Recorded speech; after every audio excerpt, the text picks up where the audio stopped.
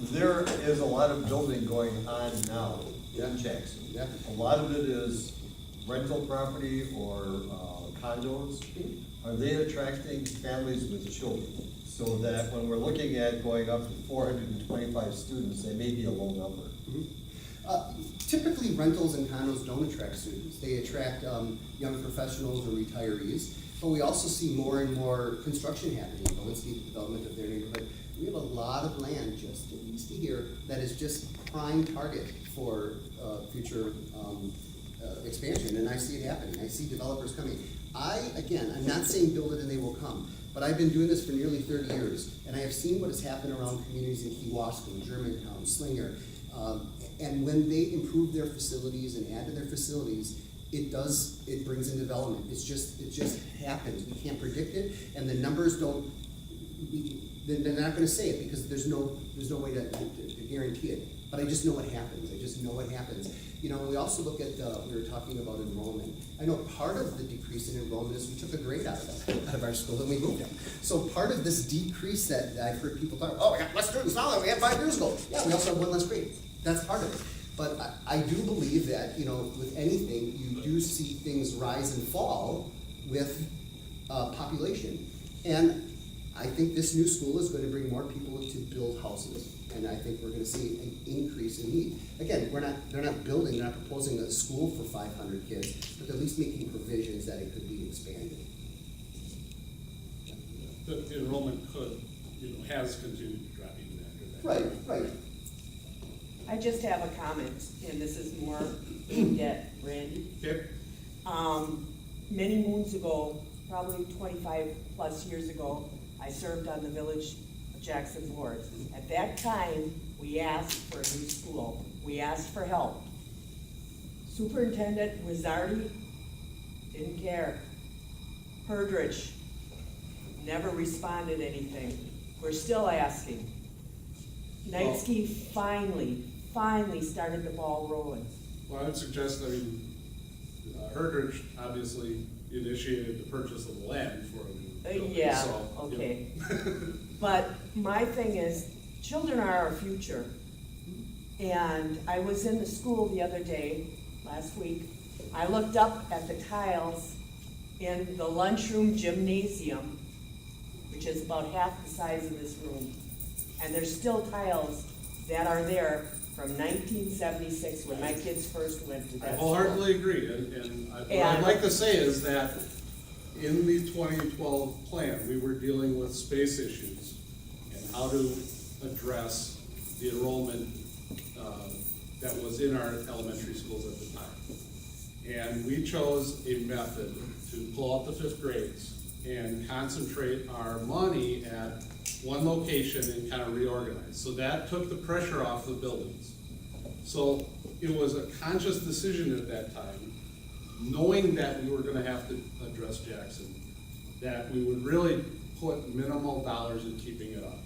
And to your point, I'm not advocating necessarily renovating that school. I'm just saying that during the process of this most recent CFAC committee, we didn't look at it, and that was an obvious question as to what is the comparison, between what we have and what we could have.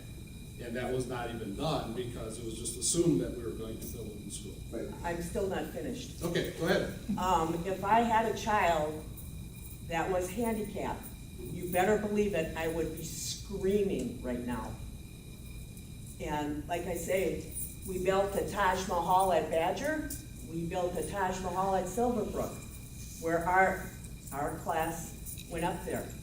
Now, I hear customers saying, I send my kids to Slinger because it's a better school. They're more advanced.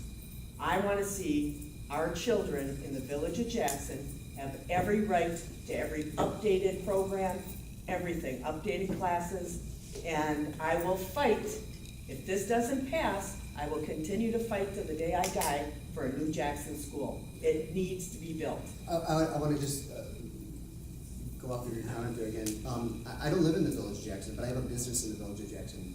And I will tell you, notwithstanding the needs at the high school in West End, and eventually another elementary school in West End, notwithstanding those needs, I'm somewhat hyper-focused on Jackson right now, as a business owner in this community. And, you know, we got rid of Barton Elementary School, and if our current facility continues to crumble, and I'm gonna use that word, what's to say that down the road that all of a sudden there isn't an idea that's floated by some school board in some future who says, you know, what the hell? Do we really need an elementary school in Jackson? We got all these great buses, and maybe we'll bring in a light rail train or something, and we're gonna take out the elementary school, and we're gonna figure out something, we're gonna build one new mammoth elementary school in West Bend, and Jackson, part of West Bend, will just go to one elementary school, and it will just solve the problem. That would be absolutely devastating to the economy of this village. When you pull out an institution like a school that brings people together, I can't even tell you. If you ever catch wind that's gonna happen and you own a house in this community, get the hell out right away. If we don't make improvements by building a new building, it's gonna be too easy to just knock it down and somewhat bus the kids north. We're already busing the fifth graders north. But I'm telling you, I've seen it in little communities across the country. When you start losing institutions like schools and other things, the property values go to the toilet, the businesses start to suffer. There's no reason for me to move to Jackson. What the hell, I might as well move to West Bend now. So this is really, even if you don't live here, if you have a business in this community, this should be passionate. You should be pounding the pavement, and every single person who owns a house in this village should be voting yes. They really should be. I am a conservative. I'm more of a libertarian than I am a Republican. And when it comes to fiscal responsibility, it's very high on my list. But I don't look at schools and education as a cost or an expense. I look at it as an investment. I was voting for referendums before I had children. I will, if they are reasonably thought out, which I think this one is, it is a net positive to the community. So I am fearful that we have an opportunity to make this happen now, and we've had this opportunity before, and it slipped away from us. If we don't make this happen, we are pushing ourselves into a corner that I am very fearful for the homeowners in this community, and that's what I'm advocating. I don't even live here, but I'm fearful for the property values. That's what I'm thinking about. Randy, can I ask a question? So there's always this issue that you have when you think about this kind of a issue about remodeling versus building new and things like that, and notwithstanding the cost that you threw out there and proposed or suggested that it might be, what about the practicality? Does it make sense to remodel the Jackson Elementary School? I mean, or does it really make sense to, you know, you're gonna stick, let's say, 15 million into a school that is going to get us another 10 years, and then in 10 years we're going to run into the same problem? No, What are the deficiencies I would going to say be? it was more just a process thing with me. In 2012, when we did those studies, I was pretty much on board even then, without any real specifics, that it didn't make sense to invest a lot of money into there. And that's really why we sort of put it, you know, almost next on mothballs for the time being, which has contributed to some of the, you know, deterioration, the bad, you know, appearances and some of those things, just over time, because again, it was on the plan, and we were working towards that plan. Now, the new board and new opinions come into play, and they decided, you know, for whatever reason, you know, the why now question or whatever, they just wanted to push it forward quicker. Here we are, and my opposition personally is really only in that line. It's a few years too soon, I believe, and they threw in all this work at the high school, I think, and a political decision to make it more palatable to the entire district. So if it was 2 years from now and somebody proposed a $20 million school that was reasonably sized on this site, I would be supporting it. And it would not pass unless it was tied to something in West Bend. And that's a political decision. But unfortunately, that's the world we live in. Yeah. And the only way we're gonna get a new elementary school in the village of Jackson is if it's tied to a project in West Bend. That's the only way it's gonna happen. It's never gonna happen, because we're looking at a voting base of this size versus a voting base It's a of this size. reasonable, perspective. Right, I'll give so that. if we're gonna go through the pain, we might as well make it happen in both districts, or both areas within the district. Just to clarify something, so the referendum that's coming up, you're voting for the plan. The plan. Correct. It's one plan, Not- it's 47 million. Not- The high school and the elementary. You don't get any options You yet. don't get an option, The so. school board makes that decision. Right, so unfortunately, with your suggestion of the upgrades, that's really not even an option. No. So voting no would prolong decisions on spending. Essentially, what you're telling them is go back to the drawing board. Yeah, and that's, and the comment I wanted to, have you address is the cost of waiting. What is your response to Scott's position that the cost of waiting is gonna exceed any potential value there would be in just simply doing upgrades? Well, on a political level, I believe that the interest rate thing, we're seeing already, the economy's slowing from its burn. And I think the risk of going to 8 or 9% interest is minimal in the next few years.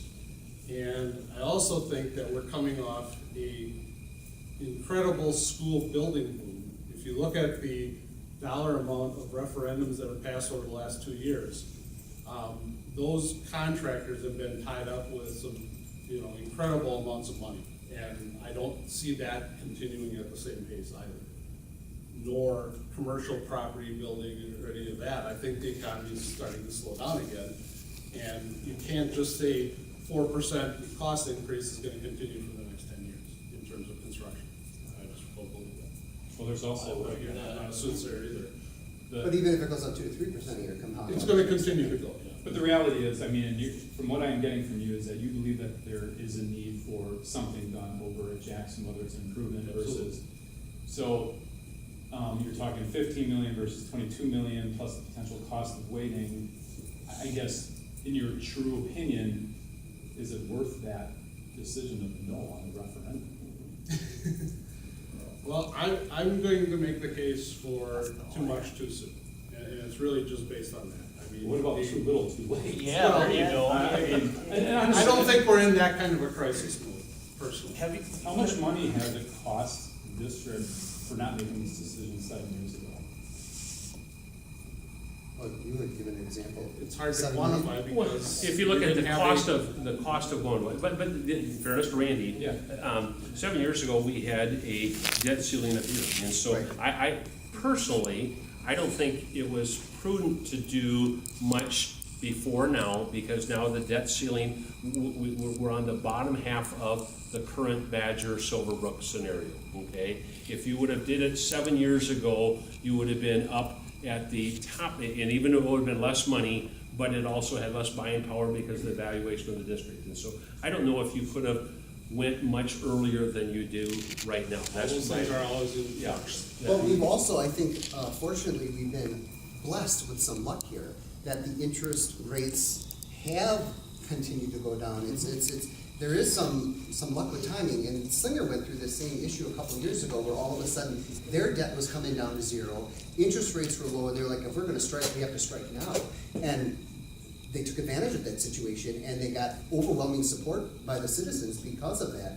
We are, right now in this district, in a similar situation, where, yeah, we still have some debt, but the debt has come down, and thankfully, the rates have come down too, so we've got the best scenario. I am just fearful, looking at trends, that if we don't take this opportunity, we are gonna kick ourselves. It's just a gut feeling. I don't have a crystal ball. Actually, I do have a crystal ball in my office. It doesn't work, but I do have one in my office. But my gut tells me this project will be a hell of a lot more expensive down the road. And I think it could be an absolute detriment to the village tax base if we don't do something in this world. Two quick comments that I would make. One is that all of the projections are based on a 1% growth in the value of the West Bend School District, okay? So over the last, I believe, several years, it's been close to 4. It's been a 3 average. It's been not less than 2 for the last X amount of years. Just like when the board looked at a 4.25% borrowing, and Randy's right, I don't think it's gonna go to 7.5 or 8 in the near future, hopefully not ever again, but it might go up a little bit, but it's also based on a 4.25 rather than a 3.25. And the assessed valuation projections that the board used is based on a 1% growth over the next 20 years, as opposed to what has been 3% plus 4%, 2%, more than 2% the last 10 average. And so that's the first thing I mentioned. Second part is I didn't say is that